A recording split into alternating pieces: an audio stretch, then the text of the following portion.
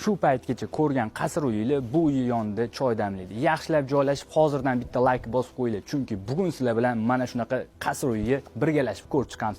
Joylashib olgan bo'lsanglar, mana bu uyga bitta o'zinglar baho berasizlar. Qaranglar, kirganda bitta odam diqqat e'tiborini tortadigan uy bo'lgan. Yer maydoni 33 sotu, kirishimiz bilan ikki qismga bo'lingan kattagina zeleniy zona. Bu uyimizni hali boshlanishi, orqa tarafda basseyn, spa zonalarigacha yaxshilab joylashib, eng yaqin do'stlarga hozir o'zidan jo'natinglar.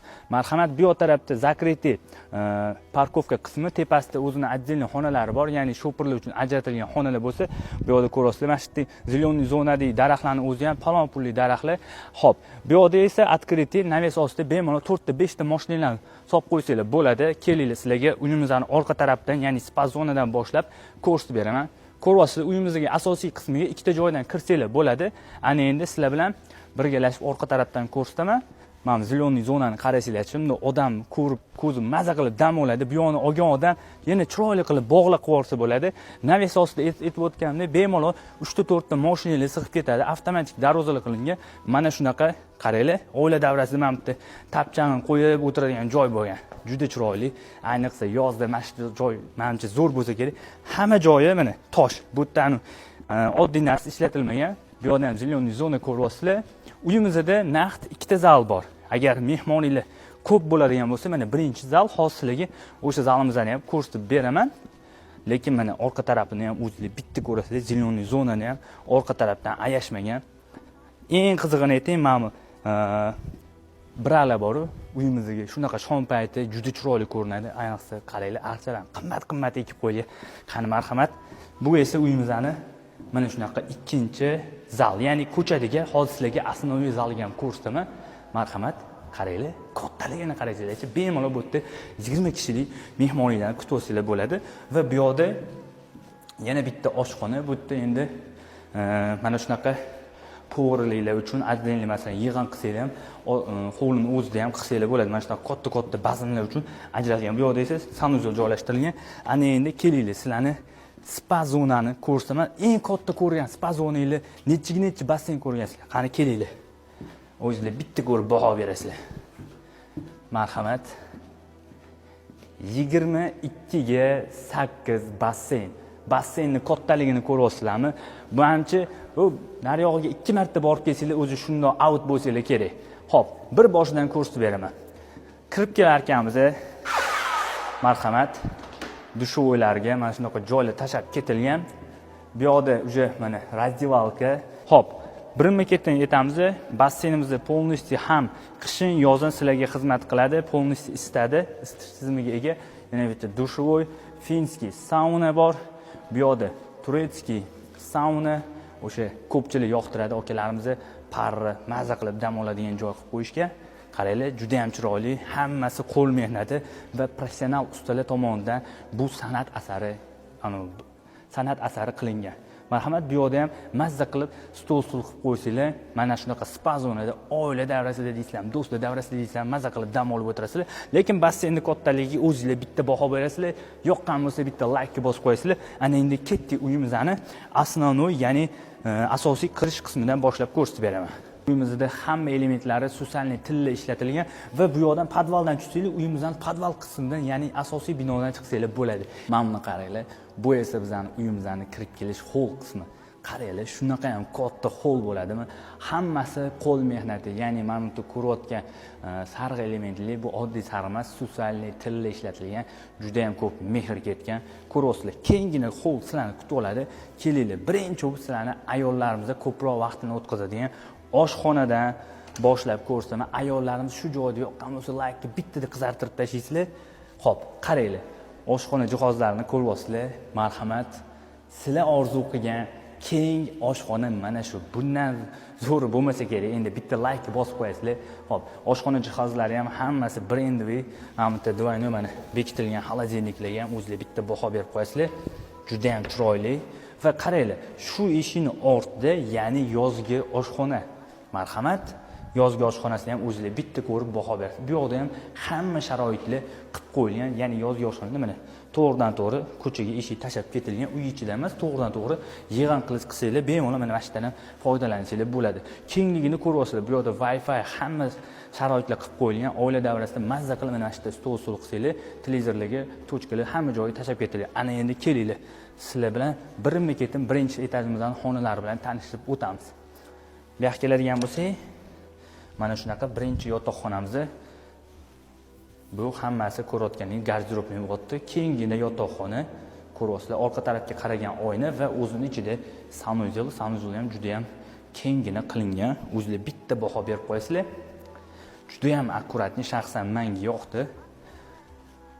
Birinchi etajimizning o'zida naqd 3 ta yotoqxona mavjud. Lekin Mamatdek koloniyalarni qaranglar, juda chiroyli, juda bogatiy vid beryapti. Va mana ikkinchi yotoqxonamiz. Bu yotoqxonamizning o'zining ichida marhamat garderobnisi oynalar qilingan va shuning yonida sanuzel. Sanuzelga e'tibor bersanglar, bir-biridan ajralib turadi. Har bitta sanuzel o'zigacha did beradi. Va bu uyimizda hamma masalan ko'pli polli, ya'ni xona haroratini mana shu datchik orqali boshqarsangiz bo'ladi. Va oxirgi yotoqxonamiz, bu ham o'zini mana shunaqa garderobnisi bilan kengina yotoqxona. Bitta narsaga e'tibor bersanglar bo'ladi. Hamma joyi kichkina xonani ko'rmaysizlar, hamma joyi keng, to'g'ri burchak xonalar. Bu yerda shu vanna plus dushovoy kabinalari bilan tayyor. Endi sizlarga videoni boshida aytganim, bu uyda ikkita zal bor deb, ana endi kelinglar, sizlarni ikkinchi zal bilan tanishtirib o'taman. Bu yoqda mana shunaqa veranda qilib qo'yilgan. Verandaga chiqib ketsanglar ham bo'ladi, ya'ni yozda o'tiradigan. Kelinglar. Xo'p, mana bu yoqda tashqaridan, ya'ni hovlidan to'g'ridan to'g'ri kirish uchun zalimizga joy tashab ketilgan. Mana bu yoqda gastivoy, ya'ni mehmonlar uchun ajratilgan sanuzel, hamma ko'rayotganinglar Susanli tilla bilan foydalanilgan. Marhamat. Bismillah deb zalimizga kiramiz. Zalimizdan ham kengligiga o'zingizlar baho berasizlar. Aboylar ham yaxshi qo'yilgan, juda sifatli, juda bogatiy vid berib turibdi. Mana lyustrani o'zi ham bir palon pul turadi. Endi hammasiga narxiga to'xtalib o'tilmayman. Juda ham chiroyli ko'rinyapti. Ana endi kelinglar, sizlar bilan birgalashib uyimizni ikkinchi etajini ko'ramiz. Qani, bo'lmasam ketdik. Uyimizni qaranglar. Ikkinchi etajda ham mana shunaqa keng hol mavjud. Gap bo'lishi mumkin. Chunki bu uyimizni yashash maydoni naqd 1,5 ming kvadratda o'z ichiga oladi. Kelinglar. Birinchi mana shu zinadan boshlab, mana shu xonadan boshlab ko'rsatib beramiz. Kelinglar. Qani bismillah. Bu xonamizning zo'r tarafi qaranglar. Kirishimiz bilan bu yoqda bolalar xonasi bo'lyapti. Kelinglar. Bolalar xonasida, ya'ni bu yoqda o'zini shaxsiy garderobnisi, oynalari bor va bu yoqda родительский xona. Masalan, bolangiz yoningizda masalan chaqaloqlar bor, boshqa xonasiga ko'chirgisi kelmaydi, shundoqqina yonida eshik yo'q xona bo'ladi va mana o'zining ichida shaxsiy sanuzellargacha tayyor holda turibdi. Xonalarning razmerini ko'ryapsizlar, standart, bir xil, bu yoki bittasi kichkina yoki bittasi katta emas, hammasi kengina qilingan. Va bu yoqda yana bitta kattagina yotoqxonamiz. Bu yotoqxonamizdan to'g'ridan to'g'ri terrasaga chiqadigan eshik tashab ketilgan. Kelinglar, birinchi sizlarni mana shu garderobnidan boshlab ko'rsatib beraman. Garderobningizga ham o'zingizlar bitta baho berasizlar, juda chiroyli qilingan garderobnilari ham. Va bu yoqqa keladigan bo'lsak, o'zining ichida sanuzel ham juda ham chiroyli. Gap bo'lishi mumkin emas, lekin tanlangan rangiga o'zingizlar bitta baho berasizlar. Bilsanglar agar high-tech, neoklassika, fusion stiliga interyerlar qilishyapti, lekin bilasizlar, klassika hech qachon o'lmaydi. Shuni esingizda tutinglar. Klassika umuman o'lmaydi.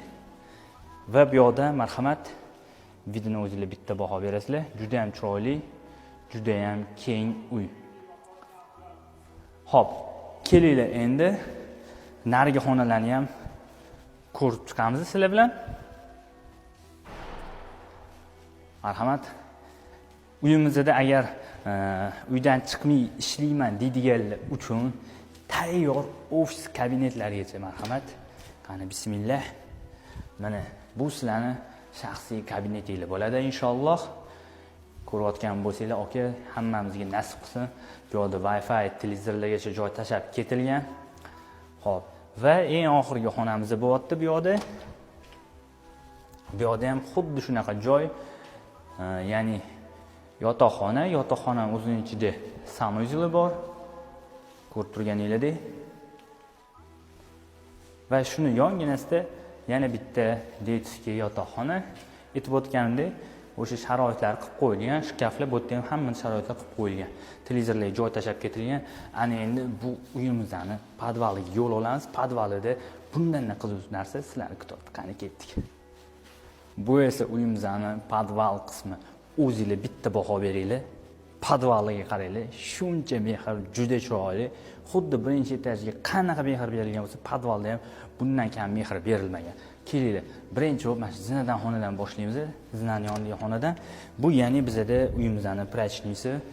Qaranglar, qanaqa keng qilingan, juda ham zo'r sharoitlar, juda maksimum darajada qilib qo'yishgan. Bu yoqda endi juda ham ko'p xonalar bor. Xo'p, kotelnisini ko'rsatib o'taman. Bu yoqda kotelnisi bo'lyapti. Bu yoqda o'sha xonalar juda ko'p xona. Endi agar ko'raman desanglar, bemalol kelib o'sha ko'rsatamiz. Mana bu yerda o'sha yana bitta xona bor. O'sha olgan odam o'zini xohish istagiga ko'ra qaysi xonani nimaga ishlatishini o'zi hal qiladi. Bu yoqda podvalimiz uchun ajratilgan sanuzel. Marhamat, o'zingizlar baho berasizlar. Va yana bitta katta mana shunaqa keng xona. Bu lekin kinozal emas. Hozir kinozalga alohida to'xtalamiz. Buni olgan odam trenajyorniy zal qilib qo'ysa bo'ladi. Ana endi hamma kutayotgan kinozalga olib o'taman sizlarni. Bu yoqdagi xonalar, bu yoqda bitta katta mana shunaqa garderobli xonamiz. Marhamat.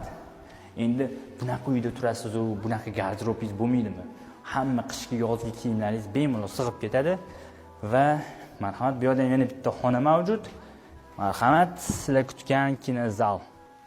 Bu yoqda eng maksimum sharoitlar qilib qo'yilgan, ya'ni ishdan kelib, mana oyoqni cho'zib, o'zingizlarni yoqtirgan kinoinglarni oila davrasida ko'rishga nima etsa, ha?